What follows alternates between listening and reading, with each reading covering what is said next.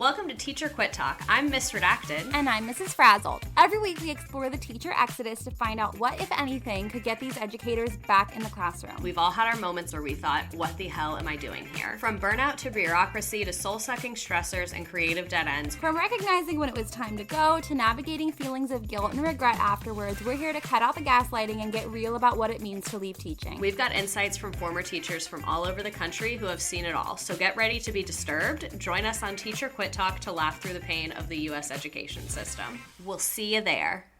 I signed an order appointing Jack Smith. And nobody knows you. And those who say Jack is a fanatic. Mr. Smith is a veteran career prosecutor. Wait, what law have I broken? The events leading up to and on January 6th, classified documents and other presidential records. You understand what prison is? Send me to jail.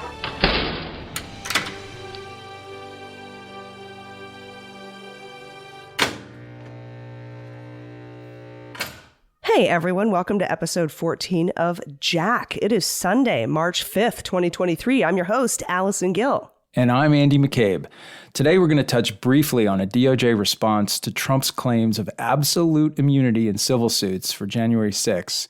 And we're going to talk about some of the clashes that can happen between investigators in the FBI and prosecutors in the DOJ, including clashes they had in the Trump documents case, as reported by the Washington Post this week. And before we dive into that, maybe if I can touch on that just for a second.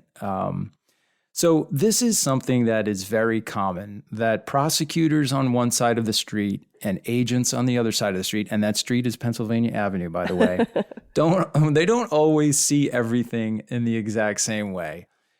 The typical way that these conflicts or this tension kind of shows its ugly head is when the agents usually want to push the more aggressive, more forward-leaning, more, accessing evidence and witnesses through compulsion, like compulsory process, like search warrants and subpoenas and things like that. And the prosecutors usually argue for a little bit more subtlety, going about things maybe a little more slowly, but getting access to that sort of material through consent agreements. Perfect example of this is the Hillary Clinton email investigation. In that case, we knocked heads about this quite a few times, but it just so happened that I think, if I remember correctly, in each instance when there was a computer or an old server that we needed to get access to examine, we were able to get access to that material through consent agreements. It didn't actually have to serve search warrants. It wasn't until the very end of the case where we were arguing with Hillary Clinton's defense attorneys about access to one particular laptop that we actually threatened to go forward with a search warrant. And then, lo and behold, they agreed to let us examine it. So that's a good example of a case where that happened frequently. The weird difference here, AG, is we're seeing the exact opposite of that typical fight between DOJ and FBI. According to the reporting, the agents were the ones that were arguing for, let's slow down, let's take the less controversial, confrontational approach. And the prosecutors were allegedly pushing for, let's go faster and let's demand access. Yeah, and let's just start by letting me read the lead from the Washington Post.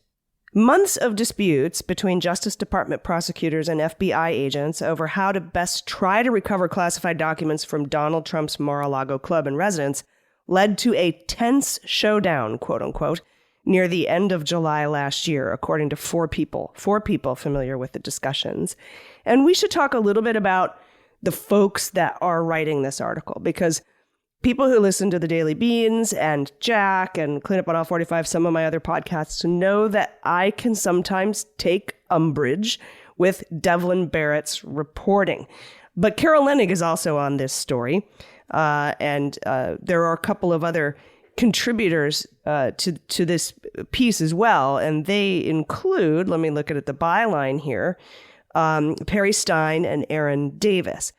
But there are we're going to go through the points of this article, but there is, Andy, a little bit of Devlin Barrett flair, very apparent in this article. Wouldn't you agree? Yeah, absolutely. And I certainly have, I have my own concerns about Devlin Barrett. Most of them are based on some really negative interactions that I had with him years ago. So I won't bore our listeners with going through that whole story again. But let me just say that it's been my experience with him that Devlin has, I think he has a tendency to really enhance the most newsy or kind of hysterical aspect of a story by really kind of, portraying things in one way rather than a balanced way. Mm-hmm. And so that's always something, we've talked before on this podcast about always consider your sources, always keep in the back of your mind when you're reading a piece, who wrote it, what sort of experiences have you had with them and their pieces in the past. So I think that's just a good cautionary note in, really going deep on this article. Yeah, and one of the first things I noticed is that the article repeatedly referred to the legally executed search warrant of August 8th on Mar-a-Lago as a raid.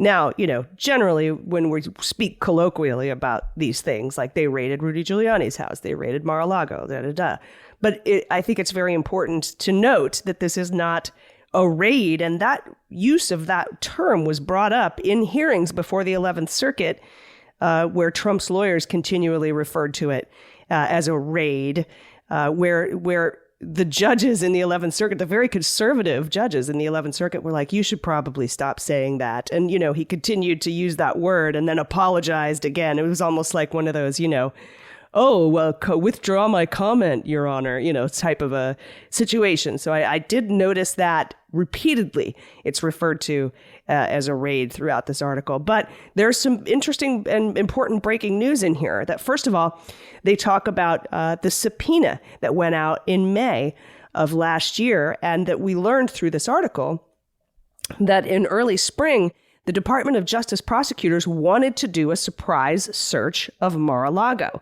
But because of the FBI officials, there were 2 FBI officials, and we'll talk about them in a second, because of some pushback, they said, let's do a subpoena first, and let's try to do this in a less combative way. And on one hand, I don't think optics should be considered when we make these kinds of judgment calls, particularly when we would do it differently for a former president than we would for any, like Petraeus, for example, any other government official. But also, I just don't, I think that's politicizing really what you're trying to depoliticize most of all when these really sort of sensitive types of searches come up. So that was a very interesting bit. And I think in the end, it turns out that subpoena now has added a layer of due process that makes the crime of obstruction almost unimpeachable here. That from a DOJ perspective, from a prosecution's perspective, meaning, look, we went through NARA, dealt with them for 16 months on a friendly basis, then the FBI, then we did a subpoena, then we got surveillance tape. It's just sort of adds a layer of due process. Do you agree? I do agree. And in this case, that kind of course of dealing, as they say in contract law, of this escalation of means to try to recover sensitive classified documents, I think really goes to adds to the strength of the case now. But let's remember, long time, lot of reach out by NARA to try to get this stuff back. Finally, they get back 15 boxes in January. They look at it, they immediately realize there's reason to believe that there's more down at Mar-a-Lago. And then in April, the Trump lawyers go to court to try to block the FBI's ability to review the documents that have already been given back to NARA. So it's at that point that DOJ realizes, holy cow, we've got a problem on our hands. This is a very aggressive move to make. It's like legally nonsensical in my mind, but an aggressive move to make, and indicates that they may be trying to hide things from DOJ and from the FBI. So that's why the prosecutors immediately start thinking in April and May, we need to go in there with a search warrant on no notice to recover national security material that might still be on that premises. And it's with that kind of understanding of the brewing hostility between the two sides that the FBI starts cautioning, wait, let's use the subpoena first. So again, not an unreasonable thing for the FBI to caution about. And I think in the long run, it probably plays to the strength of the case. So not a bad thing. But boy, it continues to go a bit off the rails from there. Right, because when we get to this confrontation in July that we're going to talk about in a second, in a meeting with the head of the FBI Washington field office and some of the top DOJ officials for NatSec and other counter intel, et cetera, where Jay Bratt says during this thing that they are very concerned that sensitive docs were still at Mar-a-Lago and that they could, quote, be destroyed or spirited away if they didn't act soon. And so they've started feeling that pressure back in May, in the spring, and then in June when they executed the search warrant. And then as they continued to get more evidence, because apparently what happened here was the FBI was saying, hey, why don't we just work cooperatively with Trump's lawyers? They signed a thing saying everything got handed over. We tend to believe them, right? The FBI agents who spoke to Devlin Barrett, these sources said that the FBI tended to believe that the Trump lawyers and the DOJ prosecutors were like, we don't. And so, we are going to, we're going to make moves based on what we think versus what you think. And apparently that's what sort of fueled this confrontation about whether or not to have a surprise search, whereas the FBI wanted to sort of go in. Let's talk about the FBI Washington field office guy, because his suggestion was, he basically said, if you want a surprise search warrant, you're going to have to order me to do it because I want to do it more cooperatively, is sort of what the feeling I'm getting here. That's a really provocative thing to say in a meeting like this, to just, put your foot down and say, I so disagree with what you're proposing that I will not do it unless directly ordered to do so by my own superiors. Again, this is as reported by apparently two people said that to Devlin Barrett or the authors of this piece, as it appears here. Other people kind of, I guess, caution that he didn't take quite such a strident position. It's really fascinating. I mean, that does not have, I mean, as kind of heated as some of these discussions get, we all understand that we're all operating on the same footing and that what we're talking about doing is entirely lawful options. And so to say, absolutely, I'm not going to do what you're suggesting almost carries with it the suggestion that you are telling me to do something that I think is improper or unauthorized or what have you, which is really pretty dramatic. I think we should also point out here, Allison, that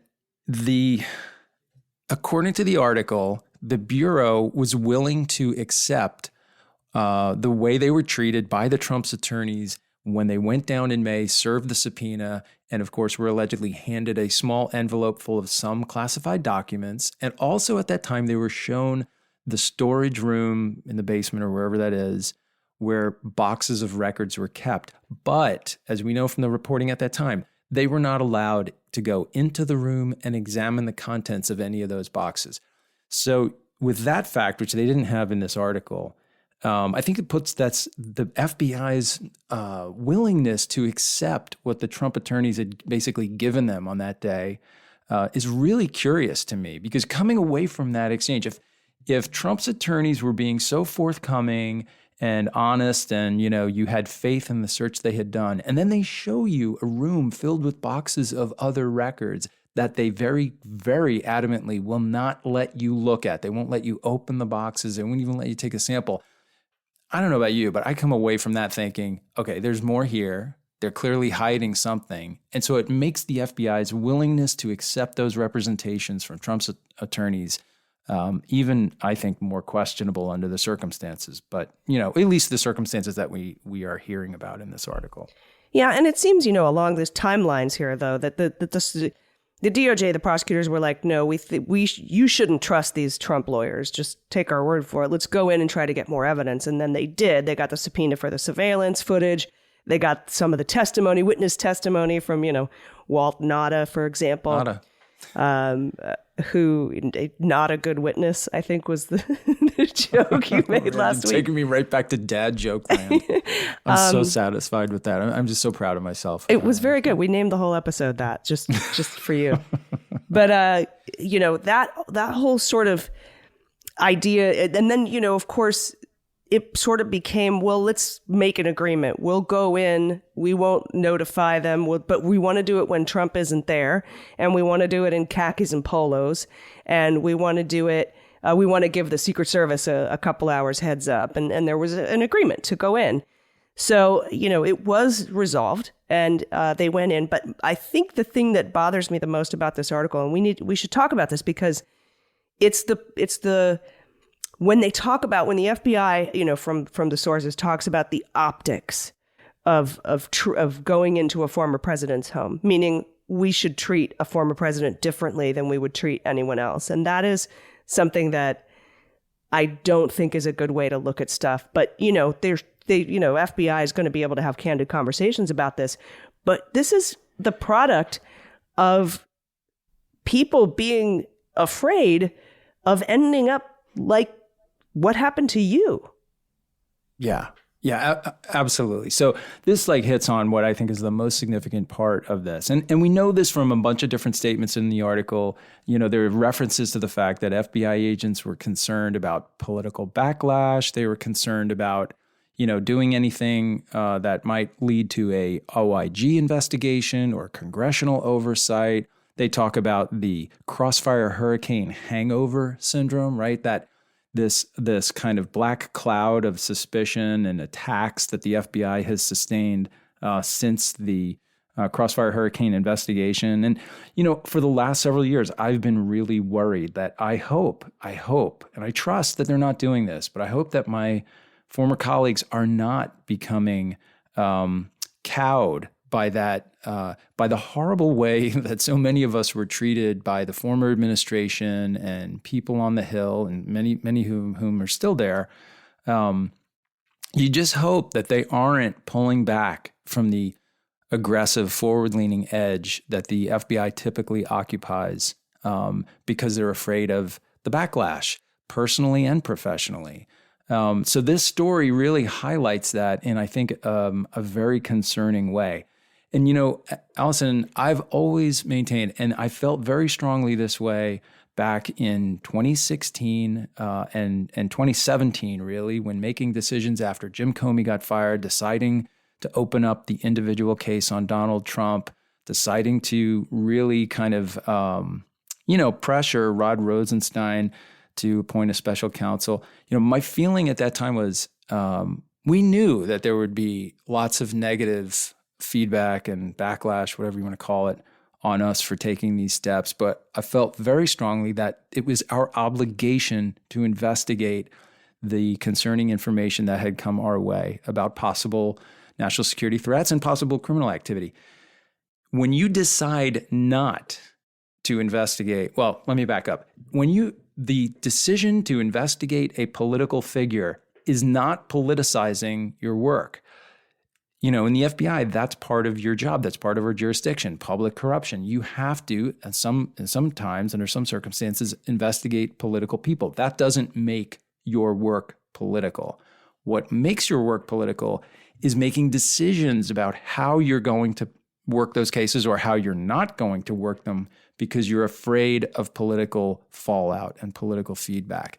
That, to me, is injecting politics into the way you do your work. And I don't think that's advisable or acceptable under any circumstances. You have to be prepared to go forward to the full extent of your authority and the laws that you are investigating and not be worried. They always say without fear or favor. It's really true. You got to put those concerns aside and be willing to accept the tough times that can come as a result of it. Nobody likes that, but at the highest level positions in the FBI, you better believe and you better be willing to get fired for doing your job well, if that's the price of doing your job well. Yeah, and that's why I push back on a lot of people who criticize Merrick Garland for appointing a special counsel, saying that is politicizing. the act of not wanting to look political is inherently politicization.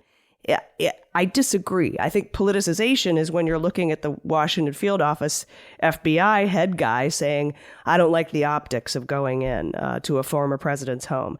That is politicizing, I think, by by not wanting to do something. Although, we can explain it with the Crossfire Hurricane hangover. But for those brave people who went ahead with Crossfire Hurricane, despite that sort of backlash, knowing that it was coming, hats off. That's hero shit right there. But with regard to special counsel, it's doing your job. It's doing your job. But with regard to special counsel Jack Smith, I don't think you could say that he's avoiding politicization by pulling back, by appointing somebody who's the former head of the PIN, the Public Integrity Unit, which is dedicated to investigating highly sensitive political shit. So I just wanted to kind of bring that up. I think that there's a huge difference there. Yeah, absolutely. I mean, that's what the special counsel regulations are for, right? It's like you acknowledge that the investigation, if you're the AG, you acknowledge the investigation you're doing has an unavoidably political side to it. You're investigating a political figure. And so you bring in a special counsel simply to convey to the American people that you are doing this in the most independent way possible. So it's really to communicate. It's not because a current U.S. attorney couldn't do that investigation. It's because you're trying to communicate like, hey, we're doing everything we possibly can to distance this investigation from the AG. And let me hit one more point here before we move on. I want to be perfectly clear. At the end of the day, those FBI agents went into Mar-a-Lago. And the people who had to approve that approved it and were willing to take whatever comes of it. And so my hat is off to them. At the end of the day, no matter what happened in this meeting, no matter how accurate or close this reporting is to the conversations that actually took place, they did what they needed to do, and they're moving forward with this case. It's now in the right hands. So my hat is off to them.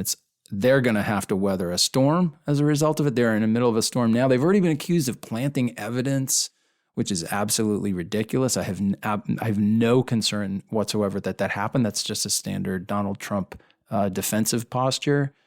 But yeah, it's already started for them. Now they're dealing with this House Judiciary Special Select Committee to investigate the weaponization of the FBI. I mean, here you go, boys. This is exactly what you were worried about. But you know what? You did the right thing, and that's all that matters. Yeah, and that committee is just a laughingstock, so don't worry. Yeah.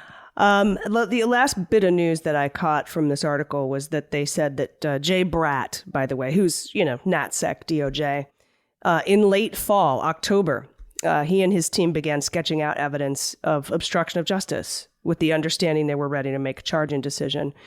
At that point, after the search and everything went down. And that, of course, is when Merrick Garland came in and said, look, fellas, I'm thinking of appointing a special counsel here because Donald Trump's about to announce for president and he's running against the guy who appointed me. So now all of that outline, there might have been potential prosecution memos, drafts written up for obstruction of justice in the documents case. All of that is in Jack Smith's hands now, who's been very aggressive about, with his contempt stuff, with questioning the two PIs who searched everything, getting a compelling order to hand over their names to, even most recently, trying to assert crime fraud over attorney-client privilege for Corcoran's testimony. So very aggressively going after this case from what Jay Bratt was able to put together before the special counsel was named. So, and that's what we're doing here. Yeah, that's absolutely right. That the meetings, you have Assistant AG Olson, who's the head of the National Security Division. You have Jay Bratt, who's the guy that's in charge overlooking this case specifically. You also have George Toscas, who is a longtime attorney in the National Security Division at DOJ, and a total veteran, somebody who's been there for long enough that, is very highly respected by agents and prosecutors alike. I can only imagine what that meeting was like at DOJ. It kind of surprises me that Paula Bate, who's the current deputy director, wasn't involved. I know that one of the decisions went to him after the fact because he wasn't there. But this is a powwow at that level over an issue as controversial as this. That sounds like it was a pretty intense moment. I know all these folks. I know Steve D'Antuono. Steve kind of comes from more of an intel background inside the FBI. And, like I said, at the end of the day, I think they did the right thing. It's a little concerning that they were so reticent to move forward aggressively. And I wonder and worry about the reasons for that. But also, anytime I see these accounts in the media of literally specific comments that were allegedly made in a particular meeting between, over an issue like this, I always wonder, who is sharing this stuff with Devlin Barrett or anybody else? And the answer to that question is usually the same person who stands to benefit from this version of these events coming out in the paper. So this story does not really shed a lot of glory on the FBI. It does make the Department of Justice look very good. So you have to, again, question your sources and wonder, what was the motivation behind putting this thing out in the press, which would normally, you're not supposed to share details from private meetings like this with the media, but it clearly happened here from multiple people, according to the authors, which is a little concerning. Yeah. And that will remain unknown. That's right. As we go forward. So That's right. All right. Well, we'll be right back. We're going to take a quick break. And when we come back, we're going to talk a little bit about some more Department of Justice news about whether Donald can be sued civilly, which isn't really in the purview of Jack Smith's investigations, but their footnote about criminal, mens rea in this particular filing is. So we'll talk about that. And then we're going to answer some listener questions too. So everybody stick around. We'll be right back.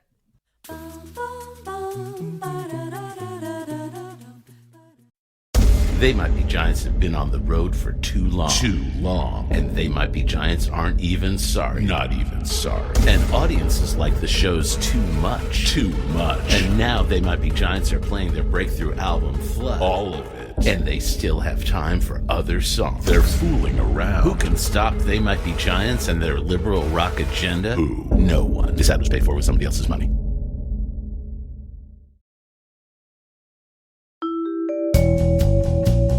So, Renato, do you still have your own podcast? Yeah, it's complicated. What's so complicated about a podcast? That's the name of the podcast, remember? Oh!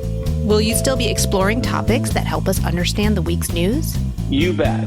But we'll have a new name because we're going to be working together to explore complicated issues that are dominating the news. Working together? Yeah, you're hosting it with me, remember? Oh, right. Wait. Does that mean our podcast is going to have a steam mop segment?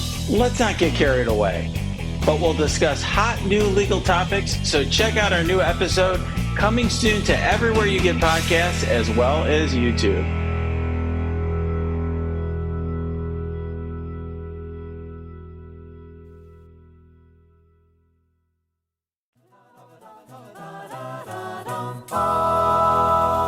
Welcome back.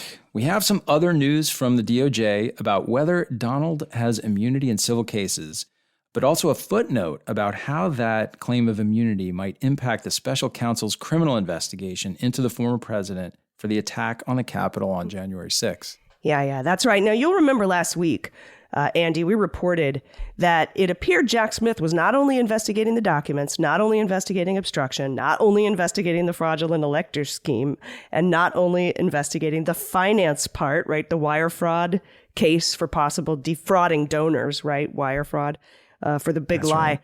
But also that Jack Smith appears now to be investigating Trump's role in the physical attack on the Capitol.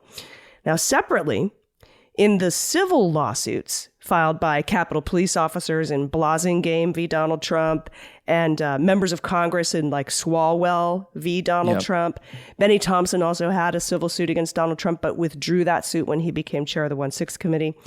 All of these different suits, civil cases, right, looking for damages from Donald Trump, the courts actually asked the Department of Justice to weigh in on whether Donald enjoyed absolute immunity from civil lawsuits as the former president. Now, DOJ was loath to do this. They're like, oh, okay, give us till February 17th. Okay, give us till, January 17th and February 21st. Okay, make it March 2nd. They did not want to really weigh in on this, but they ended up doing it. Yeah, they did. They ended up coming in and saying, in essence, that Trump does not enjoy absolute immunity from civil suits.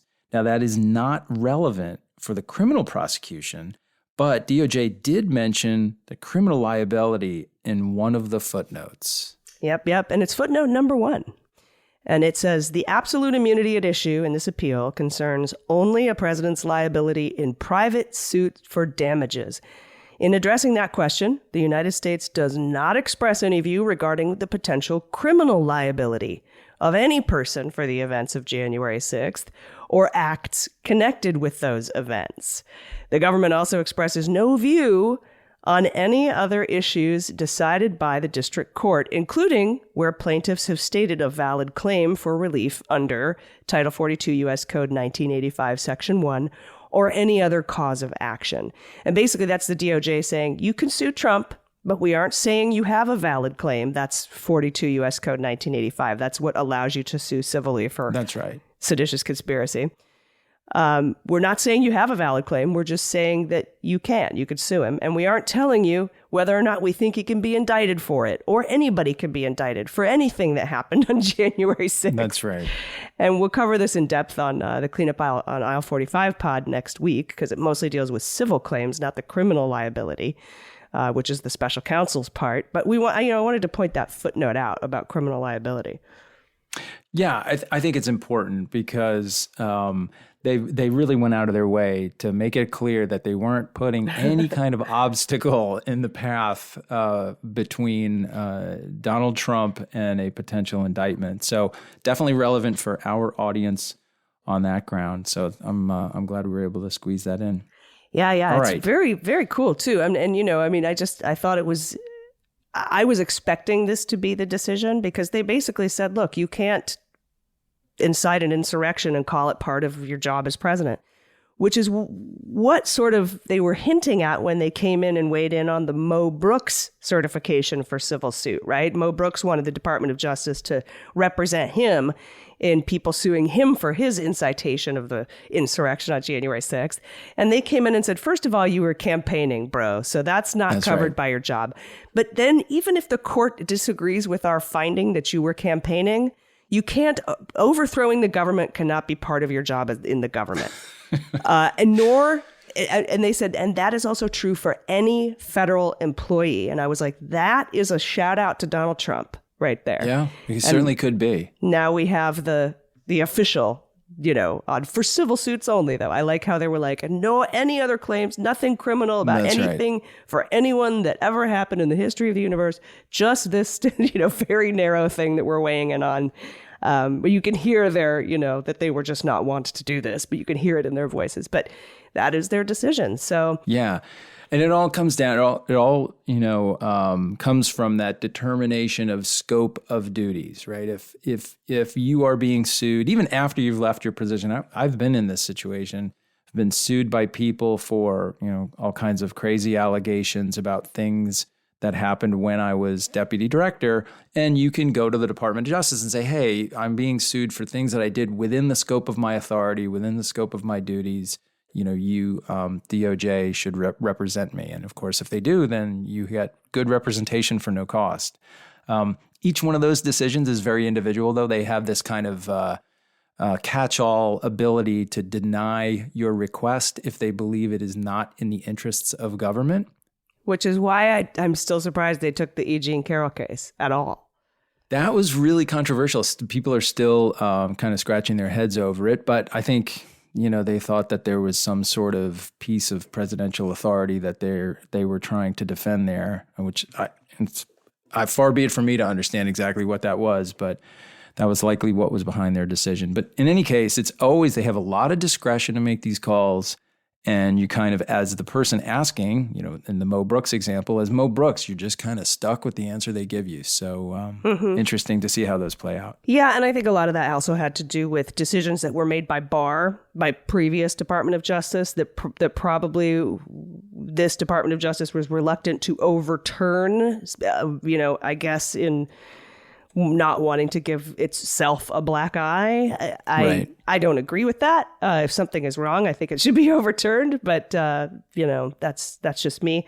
By the way, yep. Andrew, we just got some breaking news coming in from the Washington Post we should cover. Federal prosecutors, Jack Smith, investigating efforts to overturn the election, have asked witnesses extensive questions about the actions of Rudy Giuliani, including where he got his information about alleged fraud, what he did in the days leading up to January 6th, and what he knew about the actions coming that day. That is according to people who have appeared in front of the federal grand jury. So that is some, I guess some people coming forward talking about what they've been asked in the federal grand jury by Jack Smith. This we've talked about a couple times, AG. The prosecutors and the grand jurors are all bound by Court Rule 6E, which requires everything that's said in the grand jury to be maintained secret and not leaked. The only person not bound by that is the witness. So witnesses can come out and tell their lawyers or anybody else, reporters or whoever, what sort of questions they were asked. Now, these questions about Rudy are totally predictable, right? Of course, they would ask those questions. It is, and this, a lot of this refers back to the essence of that potential fraud. You knew these claims of a stolen election were baseless. You knew there was nothing to this, and yet you went out there and sold them like you believed it. You made money off of that. You tried to, overturn the results of the election. That would be fraud against the government. Making money off of it could be fraud against people who contributed those funds. So it really is a central piece of many of these investigations. Yep. And then, of course, we know in the documents case, Trump lawyers are under scrutiny. The headline here is the 2024 race begins. Special counsel advances with a focus on Trump's lawyers. So we've got the Rudy Giuliani and the 1-6 stuff. And then in the documents case, we've got Corcoran, Christina Bobb, Banal, Alina Habba, Epstein, you name the lawyer. Everybody but Chris Kise and Jim Trusty, I think, have been dragged in and asked questions. Yeah. So these guys should be getting hazard pay at this point. There should be a retainer plus establishing a defense fund for yourself if you decide to represent Donald Trump. Yeah, and that's exactly why Chris Kise was like, "You're going to need to give me $3 million cash up front, and then we can have a chat. Then we'll talk." All right, so what kind of listener questions do we have this week? By the way, we're moving the listener questions portion of the show to the end of the show. So we can, maybe if we have additional time, we can answer more questions. I thought that would be a more, Andrew and I, we talked about it. We thought it'd be a more flexible way to get in some more listener queries. So what do we have this week, sir? There you go. So I've got two for you. Both of these are pretty quick. So I think they hit on good issues that I think most people are wondering about. So the first one is from Bill, and Bill says, will immunity granted to witnesses by the Georgia prosecutors carry over to a potential federal prosecution? Thanks for that, Bill. And it really cuts at a kind of long-known legal theory, which is like the two sovereigns theory. And it's kind of the same reason. It gets back to, I think we had a discussion about this in the context of double jeopardy. So in double jeopardy, if you are placed in jeopardy, put on trial for an offense by the federal courts, a state court can still come in and put you on trial for the same thing. There is no double jeopardy because those two governments are separate sovereigns, and the acts of one don't bar the acts of another. The same would be true here. So if the federal prosecutors wanted you to testify as a witness, and maybe if they end up indicting Rudy Giuliani or Donald Trump or any of these other people who were allegedly the subjects of that special grand jury investigation, if they wanted you to testify as a witness and they were willing to give you immunity in return for your testimony, that would not stop the federal government from coming after you as a defendant in a criminal matter. So, what about civil suits? What if somebody was given immunity to testify in a civil suit? Because we've seen this happen, where that testimony can kind of or a congressional immunity, for example. We're looking at Iran-Contra. I'm thinking this is the thing that can impact those other federal sorts of immunity. Congressional federal immunity and civil federal immunity can actually make it difficult to get those answers in front of a grand jury, but state, not so much. Yeah, so those two examples, Iran-Contra and maybe a federal civil case, because that's all has to do with the federal government, there are aspects to the granting immunity that might bar certain actions in, if you were granted immunity in a civil case, that might have an impact on future criminal prosecution. Now, I'm being pretty general about this. There are different types of immunity that you can get. There are different scopes of immunity you get. There's transactional immunity, all kinds of different immunity. So it's not a very limited use, it's a very fact-specific determination. But across different governments, state to federal, you don't have those sorts of obstacles. All right, cool. And I think we have time for one more. Let's go one more. And this is a good one just because I like her choice of words here. This one comes to us from Bethany. And Bethany says, what are the odds that Sean Hannity, Laura Ingraham, Tucker Carlson, and the other slimeballs at Fox News get subpoenaed by Jack Smith? Okay, slimeballs is her word choice, but, mad respect. That's kind. That's a very kind You just don't see slime balls a lot, but it's vivid. So what are the odds that any other slime balls at Fox News get subpoenaed by Jack Smith following news from the Dominion lawsuit that Fox News coordinated with the White House and lied about the election? Well, Bethany, you're probably not going to like my answer. I think the odds of them getting subpoenaed for that sort of stuff are pretty low, because even though their comments or the fact that they put people like Mike Lindell on their show and let him spout off things that they all apparently knew were false, even though that might lead to some civil liability in the Dominion case, it's unlikely that it would be connected to, evidential information in the criminal case. And also the federal government is really kind of careful about not going after reporters for anything that they do in the context of their reporting function. Mm-hmm. And like what they refer to as legitimate news gathering activities. Now, okay, I know everybody sit down. I know they're jumping out of your seats and spilling your coffee as I'm referring to Laura Ingraham and Tucker Carlson is engaged in legitimate news gathering activity. But yes, that's what they do, even if you don't approve of the way they go about it. So I find it to be unlikely that they would be subpoenaed. Now, if for some reason the government came across information that, let's say, Sean Hannity had a particular private conversation with Donald Trump, the substance of which Jack Smith believes might lead to relevant evidence in the criminal case, that's the sort of thing that, in this example, Sean Hannity could be looking at a subpoena for, but not so much the things they say on TV. That's what I was thinking. Any evidence that could be relevant to, again, proving that Donald Trump defrauded donors because he knowingly lied to them about there being election fraud. If there's any communications with Fox News that can add to that totality of the evidence, because we already have 800 people telling him that there was no fraud. We already have the Berkeley research firm, after doing a thorough investigation, telling him that there's no fraud. Now we've got Fox News admitting to each other that there was no fraud. Yeah. But that's sort of irrelevant to the Trump case unless there was communications with, directly or indirectly, you'd have to prove directly with Donald Trump about the fact, hey, we know that you lost the election, or that they acknowledge that he did. But yeah, that's a really good question, because as I would like to see, but I think they're going to have to pay a pretty hefty dollar amount pursuant to this Dominion defamation case. So they're not totally off the hook.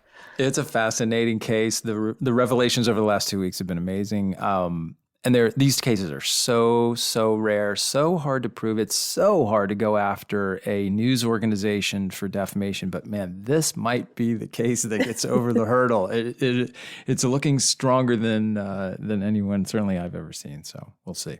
Yeah, we'll definitely see. All right. Thank you so much for listening to Jack the podcast. We appreciate you. We appreciate the patrons. We appreciate everybody who's listening. You can get this podcast free wherever you get your podcasts. We will be back next week with whatever news they throw at us between now and then with regard to the special counsel investigation. Do you have any final thoughts before we get out of here, Andy? No, it's been a good week, and I look forward to talking to you next week about whatever comes out of this investigation between now and then. Yeah, totally. And if you have any questions you want to send to us, you could send them to hello@MullerSheWrote.com and put Jack in the subject line, and we will answer your questions. We look forward to it. So until next week, I've been Allison Gill. And I'm Andy McCabe. And this is Jack.